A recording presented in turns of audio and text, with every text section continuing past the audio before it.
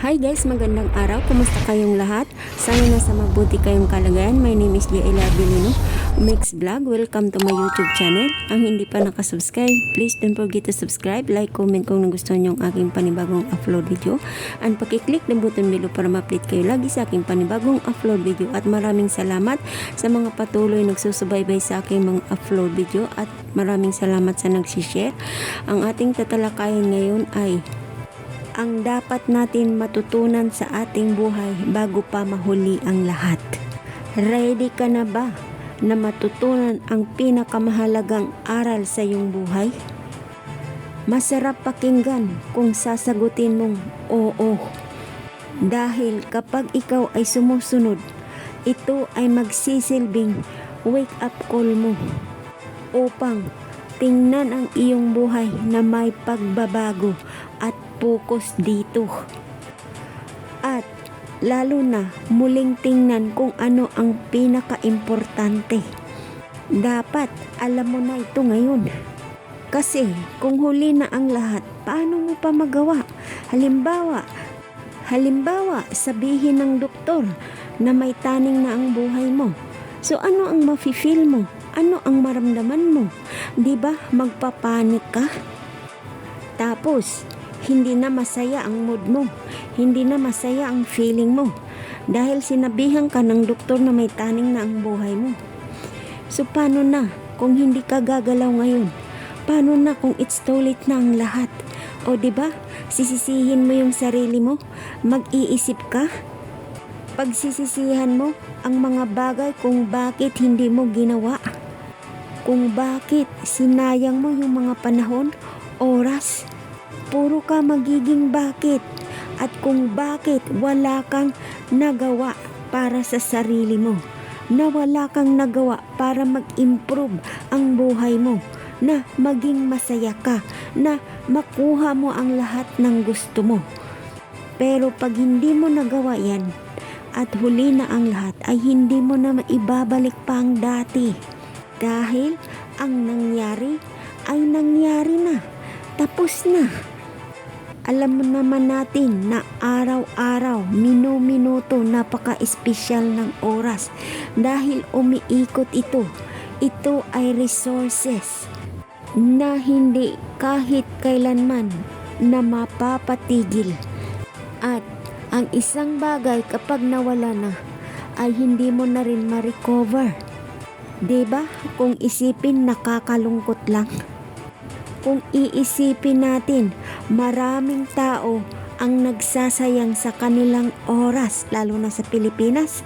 Makita mo maraming tambay, pero sa ibang bansa, bibihira ka lang makakita ng tambay.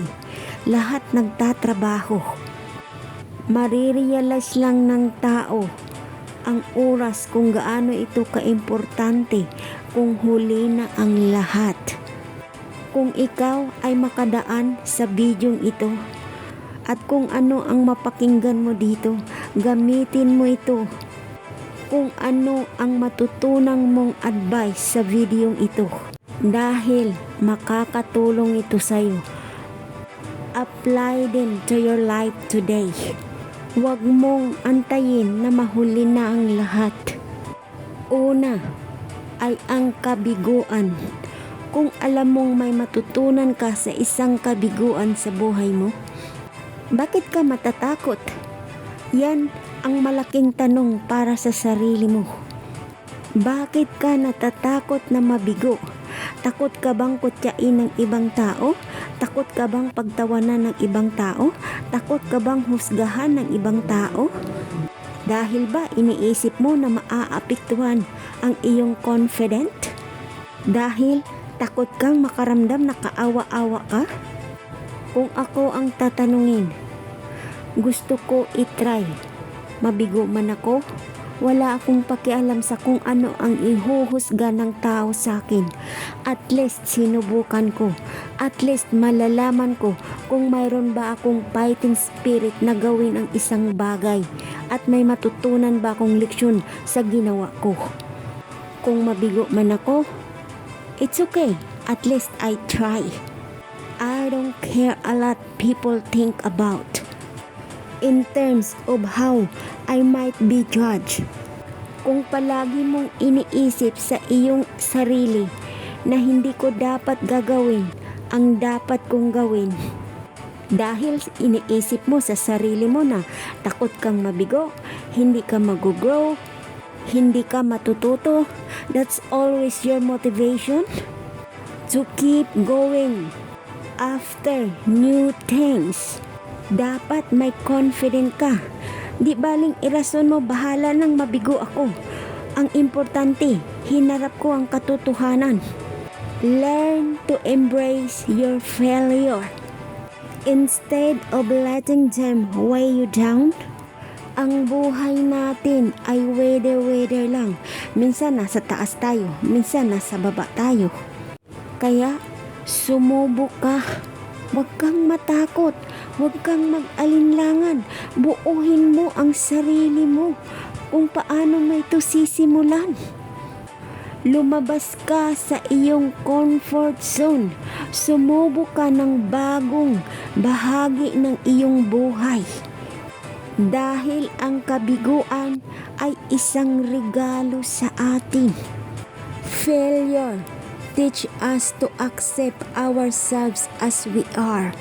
They teach us to face our fear. And they teach us integrity. Our failures are the reason we are able to grow into great people. Learn to love your failures. Without failure, you don't learn important life lesson. Pangalawa, focus. Focus sa kung ano ang direction ng buhay na tinatahak mo, na ikakabuti ng sarili mo.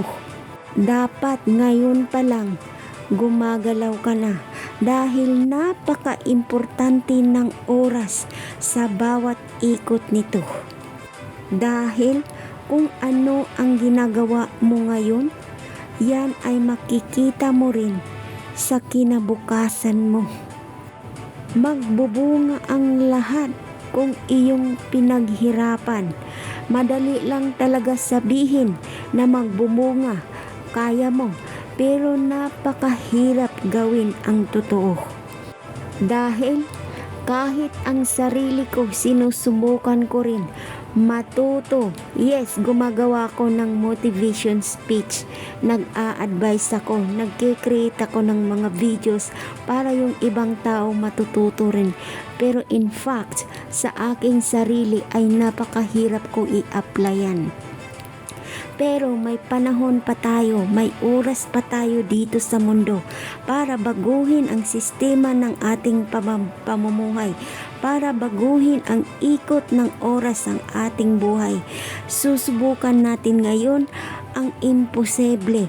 Mabigo man tayo ay at least natuto tayo sa kabiguang yun at susubok tayo ulit hanggang tayo ay maging successful. Alam nyo, kaya naman nating magbago no? Kaya natin magbago, kaya natin baguhin ang sarili natin na ikakabuti natin, na hindi pa huli ang lahat, na nagagawa na natin ang gusto natin dito sa mundo. Hindi naman natin maikakaila sa ating sarili na may mga taong hindi talaga nakakalimot sa nakaraan. May mga tao talagang hindi nakaka-move on. May mga tao din na nag-aalala na sa kanilang future. When your time runs out in this life, you will realize that it is only the present that matters. Wala nang nakaraan at wala na rin kasiguraduhan kung ano ang mangyayari kinabukasan. Ang tanging maiisip mo lang kung paano ka mag-react sa mga sitwasyong mayroon ka ngayon at kung paano mo i-manage ang oras mo ngayon sa pangkasalukuyan. Isara mo na ang mga alaalang hindi naman maganda. Huwag mo na siyang tingnan. Huwag mo na siyang alalahanin pa. Dahil ang mga bagay na tapos na ay hindi na maibabalik sa pangkasalukuyan. Dahil hindi naman natin matitwist kung ano ang mangyayari. Process the things you learned. Apply the lesson to your current life. And then, never look back. Magplano ka, magsimula ka magplano para sa kinabukasan mo. At huwag ka naman palaging mag-overthink. The now is vital.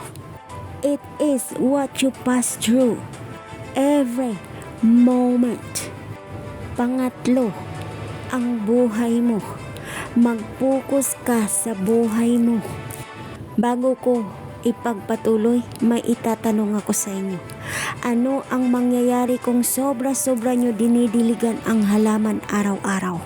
Diba, pag nasobrahan sa dilig, nalalanta, namamatay. Ihalimbawa na natin, yung ibang tao nakapokus ng sobra-sobra sa buhay ng iba, kaya nagkakaroon ng away-away sa mundong ito dahil ang iba ay hindi kontento sa pangsarili nila. Gusto din nila pakialaman ng ibang tao. At ano ang mangyayari? Magkagulo na dahil sa isang marites na naghatid ng istorya. Nasobrahan sila sa pag-alala, sa pagmamahal na hindi naman dapat nila pagtuunan ng pansin ang ibang tao.